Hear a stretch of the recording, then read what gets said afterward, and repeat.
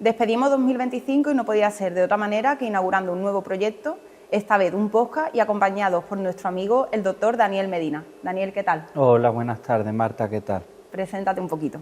Pues me llamo Daniel Medina, soy médico especialista en endocrinología y nutrición y trabajo en el Hospital de Puerta del Mar en Cádiz y San Carlos en San Fernando. Muy bien. ¿Qué tipo de pacientes tratas habitualmente? Pues nuestra especialidad abarca una gran cantidad de patologías, puesto que incluso se divide en dos subespecialidades, la endocrinología por un lado, que serían todos los trastornos asociados a los ejes hormonales, y la nutrición por otro lado, tanto desnutrición como sobrepeso, obesidad. ¿Te une laboralmente algo a la fisioterapia dentro de tu profesión?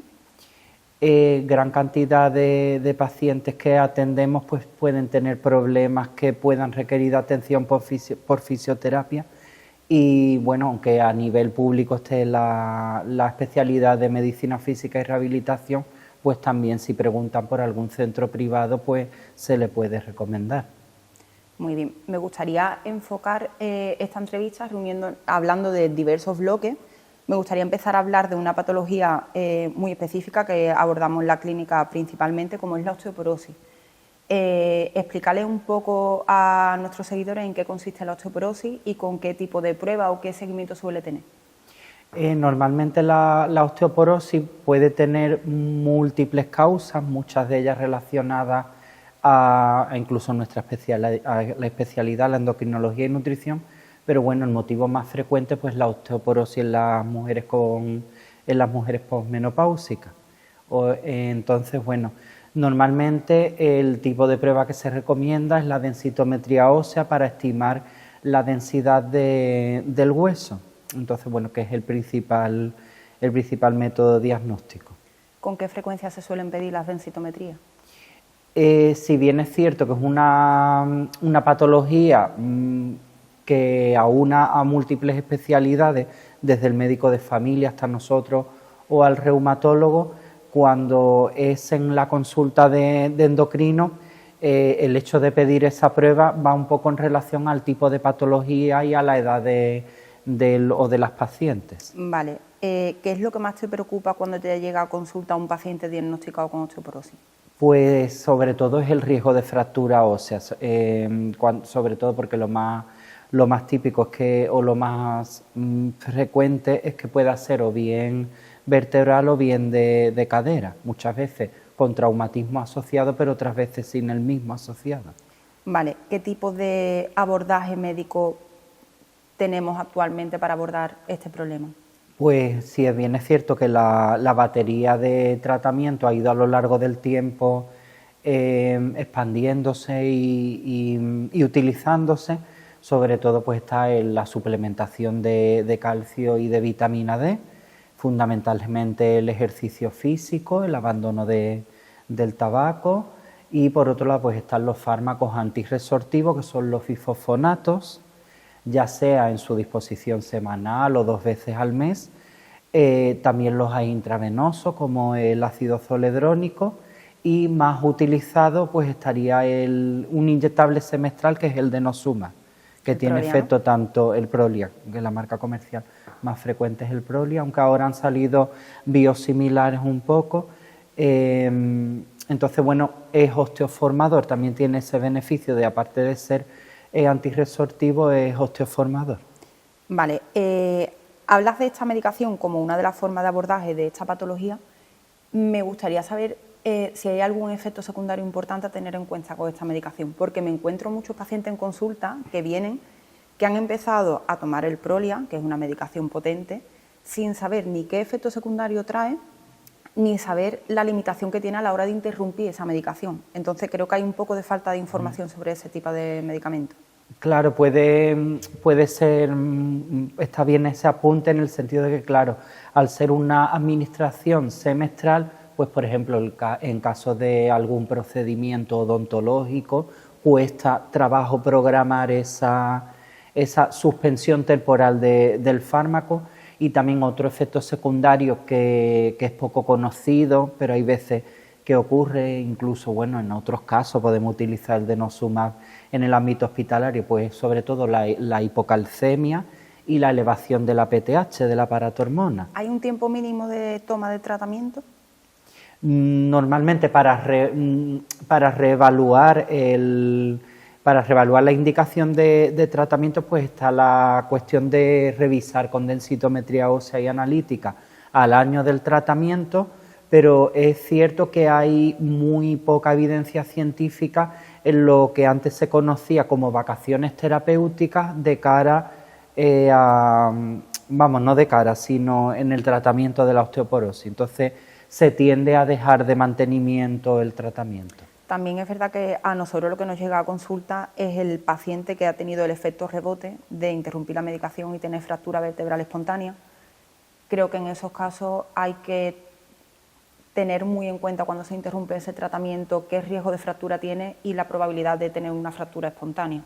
Hablabas previamente también de incluir ejercicio en este tipo de pacientes. ¿Algún tipo de ejercicio concreto?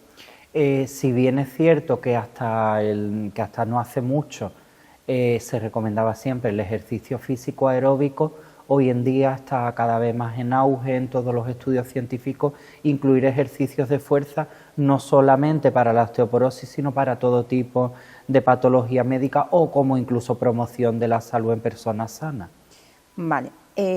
¿Considerarías que habría alguna forma de poder evitar el sufrir una osteoporosis llevando algún hábito concreto de vida o alguna dieta específica? Si hablamos fuera de lo que es algún tipo de proceso médico diferente, pues si bien es cierto que el calcio y la vitamina D es difícil suplementarlo exclusivamente por la dieta porque sería un 10% de la misma, en el caso de la vitamina D yo recomendaría exposición solar para la absorción cutánea de vitamina D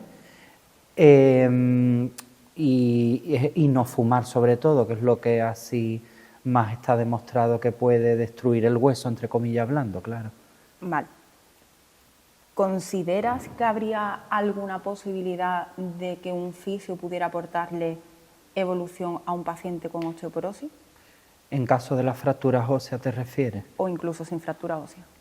Promocionando el ejercicio y las lesiones que a lo mejor pueda provocar ese ejercicio, ¿no te refieres? Me refiero a que haya algún tratamiento alternativo al tratamiento médico o tratamiento complementario a ese tratamiento médico. Hombre, si se le puede guiar con el ejercicio físico o tiene otro tipo de patología, veo bien ese papel, por supuesto. Que nosotros nos encontramos muchas veces también con pacientes que vienen con una medicación, puede ser un Prolia o un bifosfonato, que le dicen, muchas veces el médico le comenta, se nos queda un poco corto, pero tampoco tenemos otras alternativas. Por ejemplo, nosotros en consulta tenemos el tratamiento de la MBST, que lo que hace es detener el mecanismo de destrucción ósea y lo que hace es favorecer la calidad del hueso disminuyendo el riesgo de fractura, que por ejemplo en pacientes que tienen un alto riesgo de fractura me parecería una buena opción combinarle ciertos tratamientos y evidentemente complementarle con un ejercicio de fuerza. Creo que es un tratamiento un poco desconocido por especialistas que domináis este tipo de patología. Vale, pues vamos a ir cambiando un poquito de tema y vamos a hablar ahora otro tipo de patología que nos vemos habitualmente en los pacientes, el tema de la diabetes. ¿En qué consiste la diabetes? La diabetes, si bien la podemos dividir entre tipo 1, tipo 2, que hay otros tipos, incluso formas hereditarias y genéticas, pues sería una alteración del metabolismo de los hidratos de carbono que produce una hiperglucemia crónica y esa hiperglucemia pues habitualmente puede conducir a complicaciones tanto agudas como crónicas. Si bien todas las complicaciones son preocupantes, sobre todo las que mayor impacto tiene a nivel de salud suelen ser las complicaciones a nivel crónico, ya sea la retinopatía diabética, la nefropatía diabética, el pie diabético y sobre todo pues el riesgo cardiovascular en cuanto a lo que es riesgo de infarto o de accidentes cerebrovasculares. ¿Qué diferencia hay entre el tipo 1 y el tipo 2?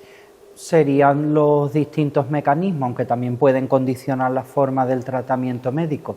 En la tipo 1, por resumirlo mucho porque muchos de los mecanismos no son conocidos a día de hoy, ocurre por una destrucción autoinmune de las células responsables de la secreción de insulina en el páncreas endocrino, y la tipo 2 también con muchas cuestiones que todavía no son conocidas del todo, pero responde a una insulinoresistencia, es decir, la hiperglucemia de la diabetes tipo 2 es por una resistencia crónica a la insulina. ¿Se podría decir entonces que la tipo 2 podría ser evitable con unos buenos hábitos de alimentación y deporte? No en todos los casos, puesto que tiene un gran componente de factores genéticos y de factores hereditarios, pero claro, la promoción de la salud podría evitar muchos casos de diabetes mellitus tipo 2. ¿Se utiliza el mismo tipo de medicación tanto para la 1 como para la 2?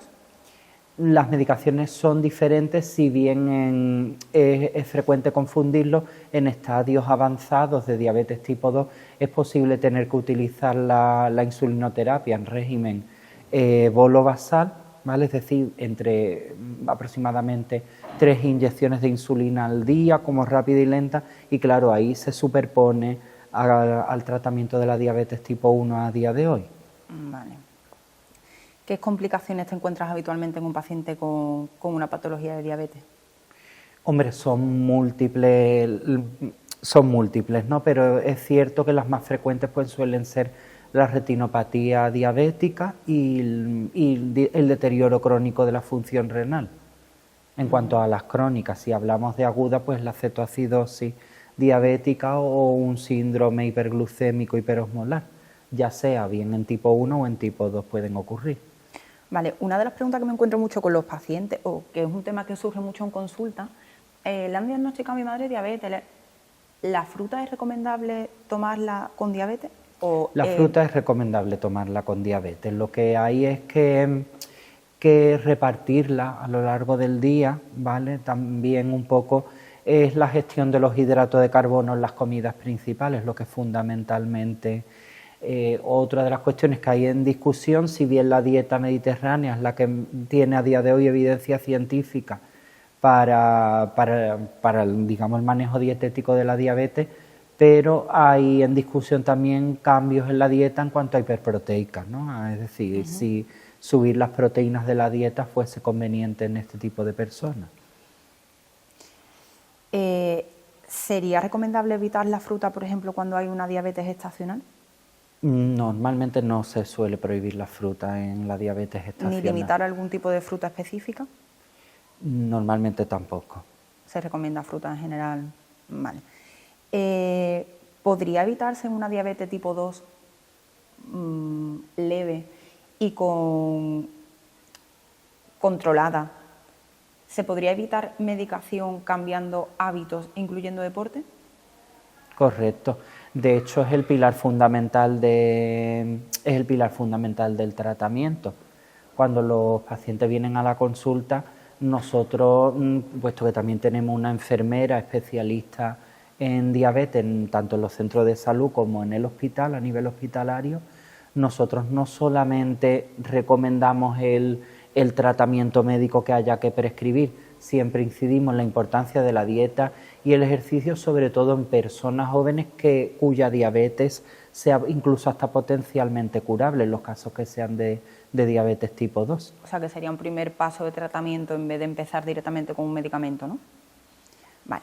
Si bien es cierto que ese perfil es más común en atención primaria, ya cuando no vienen al especialista, claro, vienen ya con una diabetes más evolucionada, o es lo que habitualmente... Vamos a abordar otro tema que creo que es de mucha importancia en la sociedad de hoy en día, como es el tema de la obesidad. Creo que la tasa está aumentando y el problema creo que es cada vez en gente más joven. ¿Qué perfil de paciente te encuentras con este problema en consulta? Si bien normalmente el sobrepeso, obesidad es una enfermedad, como estamos hablando, cada vez más común y más en auge en países occidentales, es cierto que nosotros atendemos todo tipo de perfil de pacientes con sobrepeso, obesidad, puesto que también se les revisa dicho motivo, aunque vengan por otro motivo diferente a la consulta, por otro tipo de problema. Es cierto que habitualmente cuando vienen o deberían de venir a nuestra especialidad, es sobre todo casos que son refractarios a dieta y a ejercicio físico, es decir, que hayan tenido un número de intentos importantes, bien que se planteen algún tipo de tratamiento médico o bien que se planteen la posibilidad de tratamiento mediante intervención quirúrgica. Pero bueno, si es verdad que perfiles más leves debe tratarlo o se deben de atender en atención primaria. Se debería de reforzar la atención como que no en atención primaria. La primera persona en abordar ese tipo de... Es su médico de atención primaria habitualmente. Y es un principal problema de salud pública. ¿Qué problemática te encuentras generalizada en este tipo de pacientes? El sobrepeso, obesidad no es cuestión simplemente, como a lo mejor se puede decir vulgarmente, aumento de la ingesta o reducción de la actividad física. No solamente hay ese desbalance, hay gran cantidad de factores, es decir, un abordaje multifactorial. Por ejemplo, factores genéticos, factores socioeconómicos, problemas también del estado de ánimo, el estrés de nuestra vida diaria, es decir, se puede considerar una patología multifactorial, un origen multifactorial, y de ahí la complejidad para su tratamiento y para su manejo. ¿Suele ser un perfil de un paciente complicado? Depende de, como todo, ¿no? Aquí cada paciente pues tiene su historia, pero evidentemente lo complicado es decir, nosotros podemos abordar desde la especialidad pues algunas partes para el tratamiento de los problemas asociados al sobrepeso, obesidad, pero no tenemos a día de hoy las herramientas para resolverlos todos, que sería lo ideal. ¿Se suele trabajar en equipo multidisciplinar para abordar a este paciente tan complejo? Habitualmente sí, puesto que disponemos no solamente del médico de atención primaria, sino también de la enfermera especialista en nutrición, y también si necesitamos complementar la atención de los pacientes con sobrepeso, obesidad, derivamos a las especialidades que creamos convenientes o el equipo de cirugía bariátrica en casos ya que requieran o nos soliciten ese tratamiento. Vamos a sacar un tema un poco conflictivo, pero muy actual, como puede ser el tema de la medicación de Ozempic para abordar pacientes con obesidad, o la actualidad que hay a día de hoy con los fármacos LGP1 para disminuir el porcentaje de masa muscular grasa. ¿Estás a favor o no estás a favor de este tipo de medicación para abordar este problema? A ver, es un tema, como bien apuntas, muy controvertido, porque por un lado socialmente se nos puede estar echando el yugo al colectivo médico, pues que hay mucho auge en redes sociales, ¿no? Es que los médicos, o incluso en la calle, ¿no? Yo es que he ido al médico, o los médicos solamente llego y me han mandado las inyecciones. Nosotros en nuestra especialidad habitualmente siempre vamos a incidir en la alimentación sana con dieta mediterránea. Estamos desarrollando programas para pacientes con sobrepeso, obesidad y bueno, evidentemente, al menos en mi caso, no es que yo ofrezca o mande enseguida ese tratamiento, pero sí creo que una persona que viene por este motivo debe estar informada de todas las opciones de las que se dispone. ¿Por qué? Porque por otro lado también pueden echarnos en cara. Hay que ver, es que he ido al médico y solamente me ha mandado dieta y ejercicio, ¿y para qué voy? ¿No? También Entonces, creo que hay muchos pacientes también que lo en ese buscan. sentido por la información. Entonces, ese tratamiento, ese tipo de tratamiento, porque no solamente están los análogos de GLP-1, hay otras moléculas en desarrollo, actualmente también hay otro tratamiento que es un análogo, un tratamiento agonista de GLP-1 y GIP. Entonces, bueno, hay gran cantidad de casos que han, o bien que hayan solicitado el tratamiento o que se lo hayamos ofrecido, y ha sido una gran herramienta de ayuda para mejorar su salud y su sobrepeso, obesidad en estos casos. Entonces, no puedo decir que en contra, pero tampoco diría agua para todos, es decir, tampoco veo yo, puesto que son fármacos que por desgracia en el momento actual no cubre la sanidad pública, también muy controvertido este tema.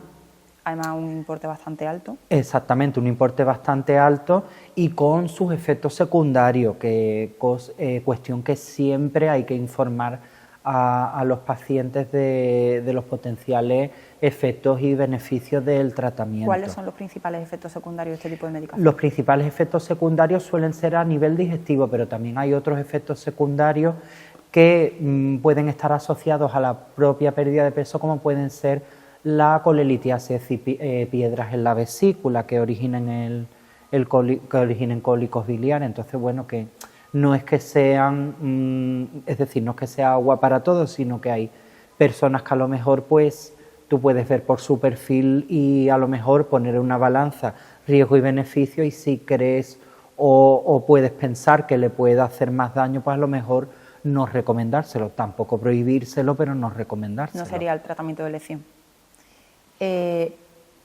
¿Como tal haría efecto en cualquier paciente que tuviera obesidad? ¿O hay pacientes en los que no haga ese Existen efecto? pacientes no respondedores a los tratamientos. ¿Por algún Está motivo descrito concreto?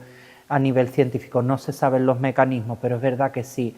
A lo mejor lo que solemos hacer según la ficha técnica es que si tras a lo mejor 3 meses de tratamiento no se ha conseguido una pérdida ponderal adecuada, no hablamos de porcentaje, pero un poco individualizada, pues entonces se puede considerar que la persona no ha respondido. ¿Qué recomendaciones diarias darías como hábitos básicos para un paciente que padece de obesidad? Pues a día de hoy dieta mediterránea, ¿vale?, que es la que está científicamente demostrada, y en la medida de lo posible pues ejercicios físicos aeróbicos y de fuerza. Aquí el papel de la fisioterapia estaría pues muy bien posicionada. ¿En qué sentido? Pues que los pacientes con sobrepeso, obesidad en alto porcentaje pues asocian entre otras múltiples complicaciones, patologías osteoarticulares que se beneficiarían de la fisioterapia o de vuestra participación a la hora de la prescripción de ejercicio físico, porque aunque nosotros podamos prescribirlo, muchas veces podemos vernos limitados a decir, bueno, puedo prescribir este ejercicio físico, pero a lo mejor tiene algún problema de columna lumbar o a lo mejor tiene algún problema de patología de la articulación del hombro. De acuerdo. Creo que el tema de la obesidad más o menos ha quedado abordado. Me gustaría plantearte el tema de la suplementación. Creo que es un tema que la gente está abordando mucho actualmente. Creo que cada vez somos más los que tomamos suplementación. ¿Qué suplementación mínima recomendarías en general? ¿Cuál es para ti la básica esencial? ¿A la persona sana te refieres? Sí, sin patología. A la persona sin patología. Yo soy de la opinión, ¿vale?, de que a día de hoy una dieta mediterránea equilibrada y sana no precisaría de algún tipo de suplementación, ¿vale? Sí es cierto que siempre y cuando la persona tenga los meses de mayor cantidad o de tiempo de sol, esa exposición, pues a lo mejor no haría falta, por ejemplo, suplementos de vitamina D, ¿vale? Es decir, tampoco, aunque haya mucha discusión, la vitamina D debe ser un tratamiento para todas las personas, sino para personas a lo mejor con factores de riesgo. Entonces yo soy de la opinión que una dieta mediterránea sana y equilibrada no haría falta en principio. ¿Qué piensas de la creatina? Otro tema también en auge, ¿vale? Es cierto que, bueno, hay veces que alguna interferencia nos podemos encontrar con las medidas de función renal, ¿vale? Pero eso no tiene por qué significar, como también muchas personas preguntan en la consulta, de que la suplementación proteica a día de hoy pueda dañar lo que es el riñón o la función renal. Simplemente que, bueno, que puede alterar esos valores analíticos. Entonces, la persona que tome suplementos de creatina... Que ese valor en la analítica te salga alterado no quiere decir que tú tengas un fallo renal ni que tengas un fallo hepático. Claro, pero hay que avisar a la persona o a informar o que la persona que tome creatina lo informe para no llevarse una mala noticia o una preocupación cuando a lo mejor ese valor, ahí va justificada, cuando ese valor analítico pueda aparecer alterado.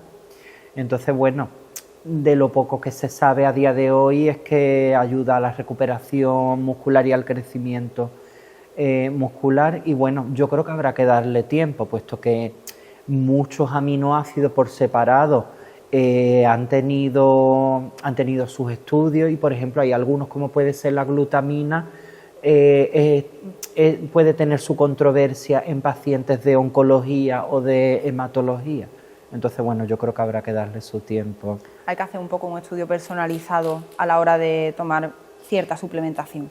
O bueno, o no, a lo mejor no pasarse quizá con las dosis utilizadas, con la cantidad actualmente hay mucho sobreuso de suplementación. ¿Recomendarías alguna suplementación específica? Esto es pregunta específica de pacientes nuestros de consulta, en pacientes con premenopausia. Normalmente es algo parecido a lo que podemos decir de la población general. Si bien es cierto que cuando la mujer entra en menopausia, pues a lo mejor ya empieza, como hablamos al principio, ese riesgo de osteoporosis, de osteopenia o de osteoporosis. Entonces, ahí sí, más que como recomendación como tal, es pues suplementar el calcio y la vitamina D en la dieta y en los lácteos, asumiendo que, bueno, que en cuanto a la vitamina D solo podemos absorber con la dieta el 10%.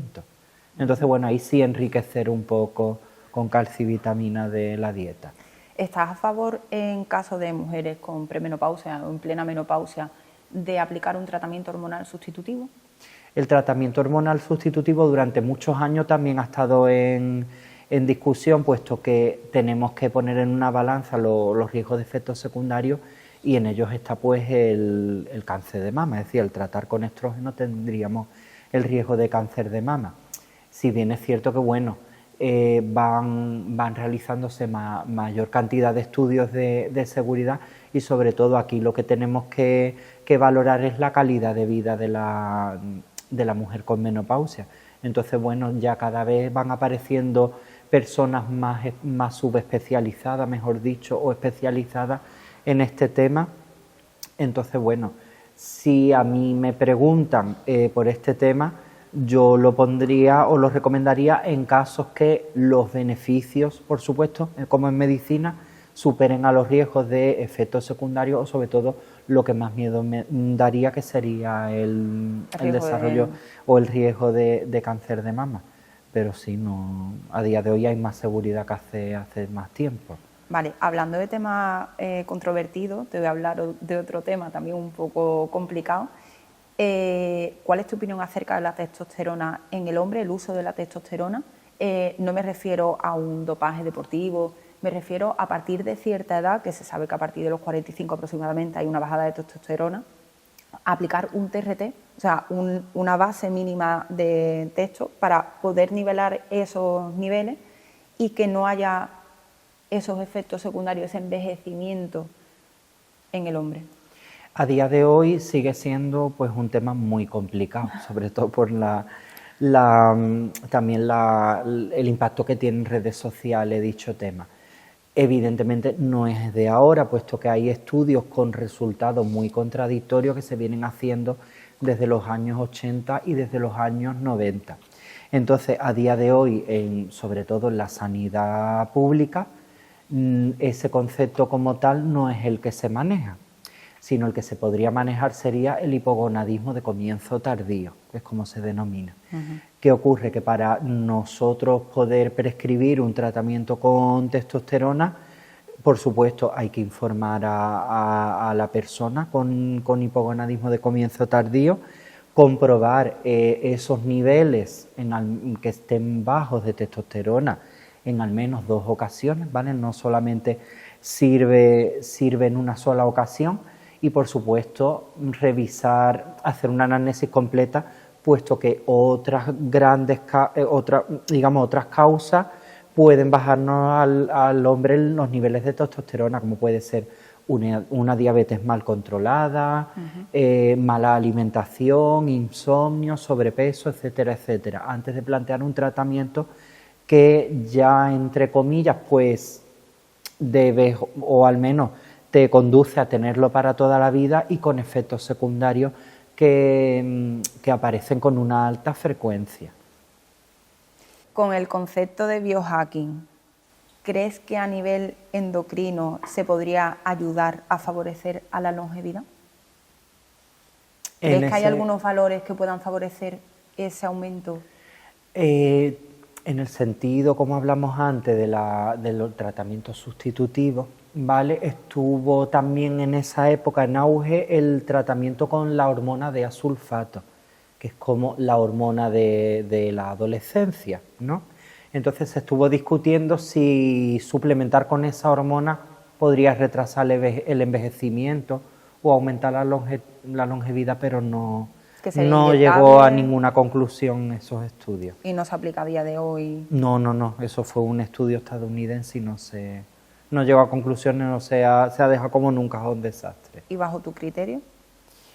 A día de hoy no tenemos evidencia científica como para poder o hacer un estudio o probar con algo, al menos a día de hoy. Yo creo que podríamos resumir toda la entrevista. Creo que podría haber más relación fisio-médico actualmente. Creo que los fisios contamos a día de hoy con una tecnología y con unos medios que muchas veces el problema que nos encontramos es que los médicos, no en tu caso, pero muchos médicos no tienen conocimiento o incluso no saben que manejamos ese tipo de tratamiento, y creo que podríamos hacer un trabajo complementario bastante importante.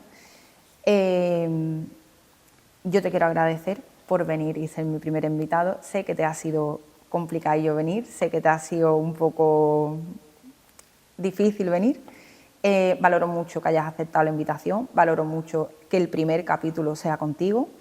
Me ha gustado mucho el enfoque que le has dado a todo lo que te he ido preguntando, el que no me hayas vetado ninguna pregunta, el que me hayas contestado absolutamente a todo, y simplemente agradecerte que formes parte del proyecto de la clínica y que podamos tener estas conversaciones simplemente por mantener a nuestros pacientes informados y por darle otro punto de vista que yo en consulta evidentemente no tengo conocimiento para darle.